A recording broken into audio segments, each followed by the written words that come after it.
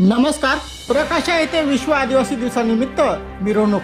परिसरातील आदिवासी बांधवांकडून उत्साहात मिरवणूक काढण्यात आली. शहादा तालुक्यातील प्रकाशा येथे जागतिक आदिवासी दिनानिमित्त दिनांक 7 ऑगस्ट 2024 रोजी दुपारी जागतिक आदिवासी दिनानिमित्त प्रकाशा चौफुली येथील बिरसा मुंडा चौक येथे प्रतिमा पूजन करून मोठ्या उत्साहात मिरवणुकीला सुरुवात करण्यात आली. या प्रसंगी मोठ्या संख्येने आदिवासी बांधव उपस्थित होते. आदिवासी गाण्यांच्या नृत्यावर महिला तसेच तरुण वर्ग आदींनी मोठ्या उत्साहात मिरवणुकीत सहभाग घेतला व आदिवासी दिवसानिमित्त आदिवासी जाती रिवाजाप्रमाणे ढोल तासे तसेच पेहराव करून महिला वर्ग मोठ्या संख्येने यावेळी उपस्थित होत्या.